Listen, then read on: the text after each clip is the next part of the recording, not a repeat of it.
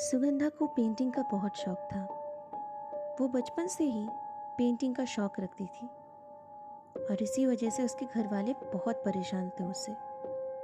क्यों ना हो, वो हमेशा जहाँ जाती वहाँ से ही पेंटिंग के सामान उठा उठा कर घर पे जमा करती रहती।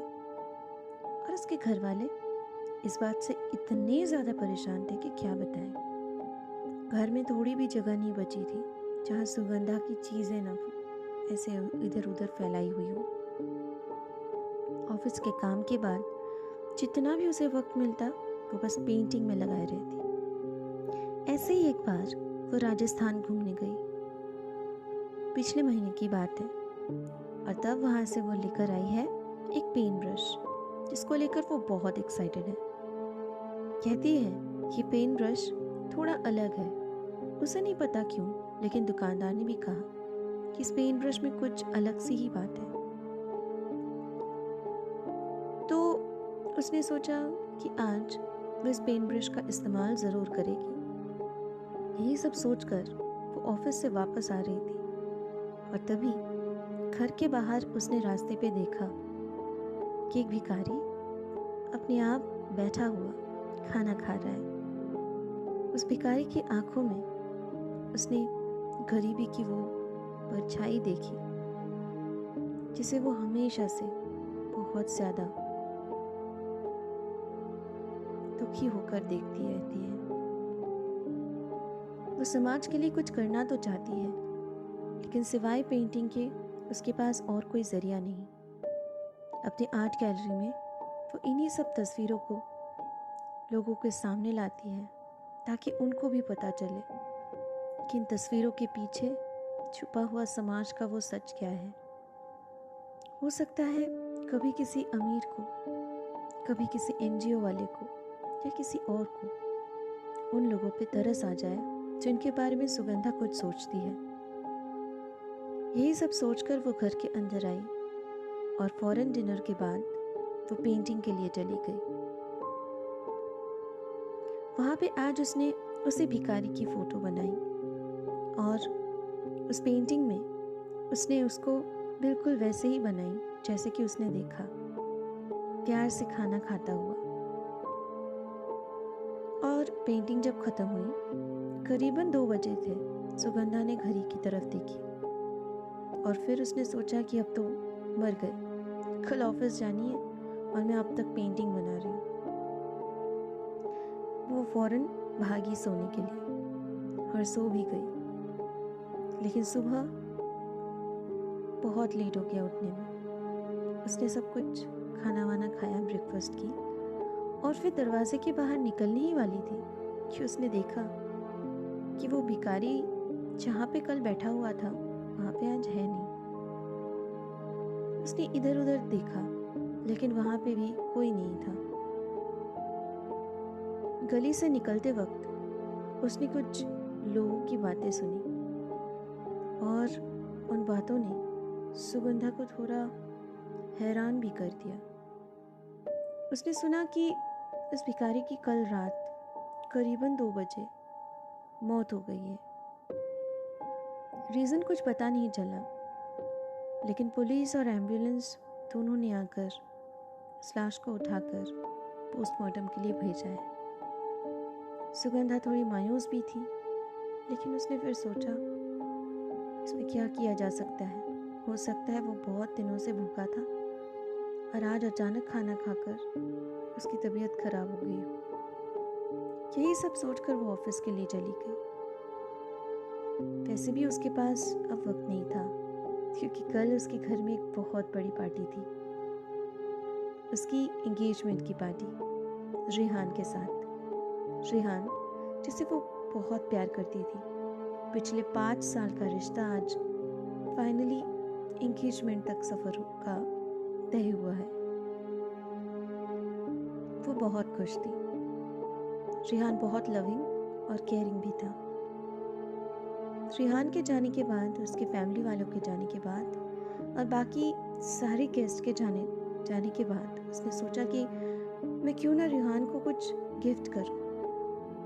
और पेंटिंग से अच्छा रेहान के लिए और क्या गिफ्ट हो सकती है। रेहान तो उसे हमेशा से इसी पेंटिंग की वजह से और भी ज़्यादा इंस्पायर करता रहता है।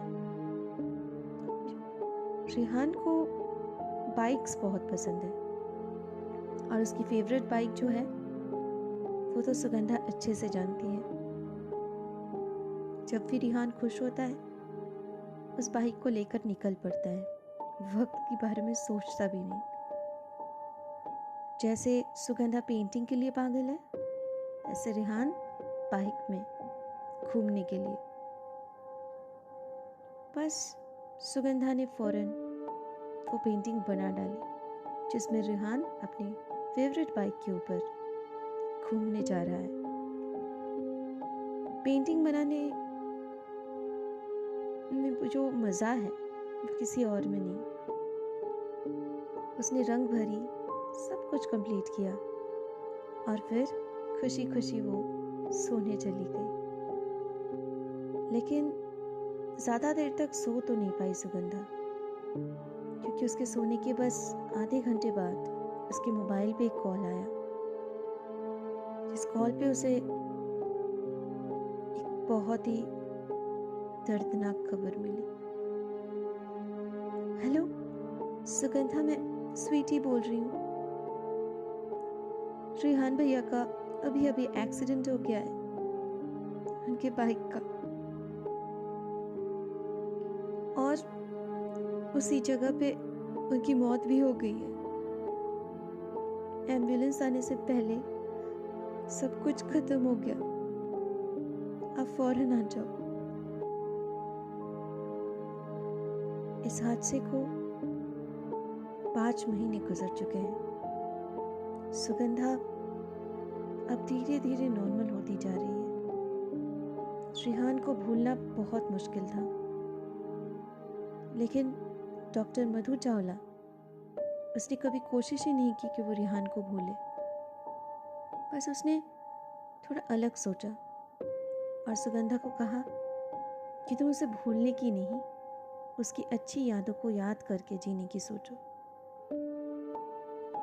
बस इसी बात से मधु भी कब सुगंधा की अच्छी वाली फ्रेंड बन गई, ये सुगंधा को पता भी नहीं चला। मधु उसकी सेम एज की भी थी, इसलिए दोस्ती करने में ज़्यादा वक्त नहीं लगा। और अगर एक साइकियाट्रिस्ट दोस्त बन जाए तो जिंदगी थोड़ी बहुत मुमकिन सी लगती है जीने के लिए। बस सुगंधा इसी बात को सोचकर आज दोबारा से इतने महीने बाद अपने पेंट ब्रश को हाथ में उठाए खड़ी थी और सोच रही थी, क्या थैंक यू गिफ्ट में मैं मधु जी को ये पेंटिंग गिफ्ट कर सकती हूँ। पेंटिंग अभी ख़त्म ही हुई थी। मधु जी ने एक बार उससे कहा था कि उन्हें बारिश में भीगना बहुत पसंद है, और इसी बात को सोचकर आज सुगंधा ने मधु जी का भी एक पेंटिंग बनाया है जिसमें वो बारिश में भीग रही है, एक पेड़ के नीचे खड़ी होकर। सच में बाहर आज बारिश हो भी रही थी, इसलिए सुगंधा ने सोचा कि कल ये पेंटिंग जब वो गिफ्ट करेगी तो मधु बहुत खुश होगी। वो खुश होकर सोने चली गई, क्योंकि कल से एक नई शुरुआत शायद होने वाली है। शुरुआत तो हुई, लेकिन मॉम के दरवाजे पर जोर जोर से खटखटाने से सुबह हो चुकी थी। सुगंधा इतनी बार जोर जोर से दरवाज़ा खटखटाने पर बहुत ही जल्दी जल्दी में दरवाजे के पास पहुंची, और दरवाज़ा खोलते ही माँ ने कहा, बेटा जल्दी चल नीचे, देख टीवी पे क्या दिखा रहे हैं। सुगंधा ने कहा, क्या दिखा रहे हैं, तू जल्दी चल तुझे दिखेगा, कह के मम्मी वहां से भाग गई। सुगंधा माँ के पीछे पीछे भागी और आकर टीवी पे देखा तो उसके होश उड़ गए। डॉक्टर माधवी चावला, जो कि एक मशहूर साइकियाट्रिस्ट भी है, कल रात बारिश होने की वजह से बिजली कड़कने पर बर्न होकर उसी मौके पर मर जाती है। इस बात को सुनने के बाद सुगंधा के होश उड़ तो गए, लेकिन उसे साथ में ये भी पता चला इन सब के पीछे शायद कोई ना कोई कड़ी जुड़ी हुई है। उसने सब कुछ दोबारा से सोचना स्टार्ट किया। पहले उस भिखारी की मौत, दूसरे में रेहान की और तीसरे में मधु जी की। इन तीनों में एक चीज़ तो कॉमन है, वो जो भी पेंटिंग बनाती है, जैसे बनाती है, बिल्कुल वैसे इन तीनों की मौत होती है।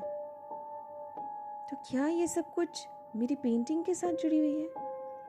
लेकिन पेंटिंग तो मैं पहले भी बनाती थी, लेकिन ऐसा तो कभी नहीं हुआ। उसने फौरन अपनी मम्मी पापा से कहा कि मैं राजस्थान के लिए निकल रही हूँ, और उसने वही किया जो कोई भी इस वक्त करता। उस दुकानदार के पास वो जाकर पहुंची राजस्थान में, और इस पेंट ब्रश के बारे में पूछना स्टार्ट किया। दुकानदार ने कहा कि ये पेंट ब्रश समर जी मुझे देकर गए थे, और साथ में और भी बहुत सारे सामान हैं, लेकिन इसके बारे में कहा था कि ये बहुत ज़्यादा खास है। पता नहीं क्यों। समर जी का एड्रेस है मेरे पास, आप लेकर जा सकते हो।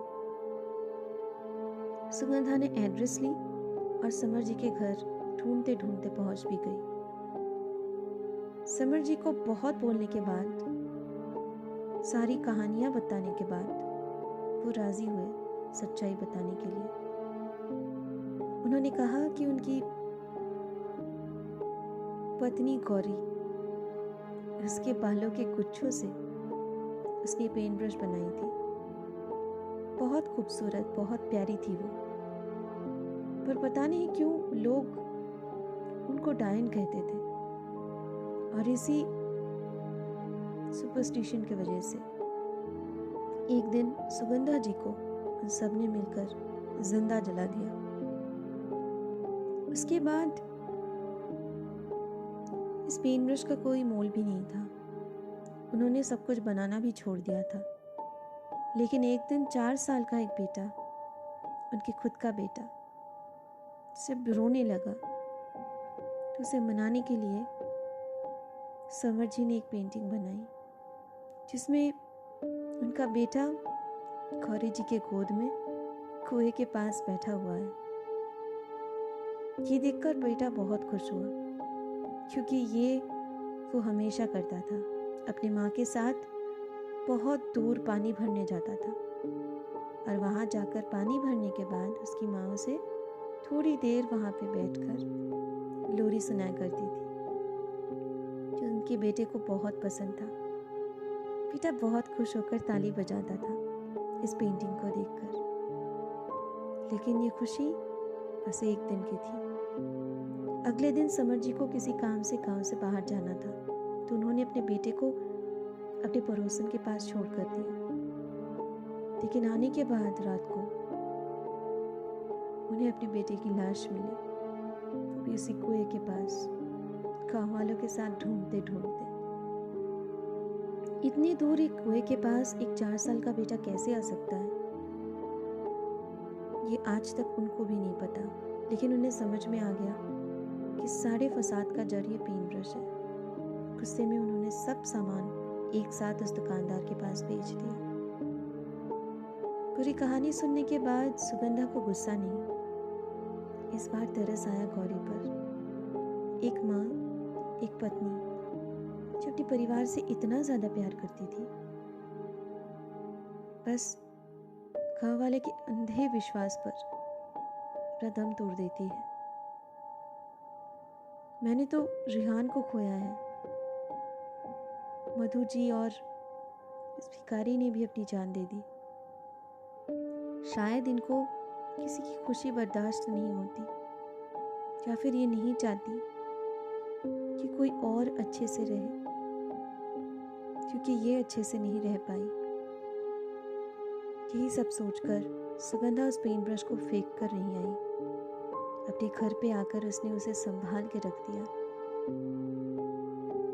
अब वो बस ये चाहती है कि कि समाज से ये सुपरस्टिशंस हटे, इसलिए अब उसकी हर पेंटिंग में वही मैसेज हुआ करती है।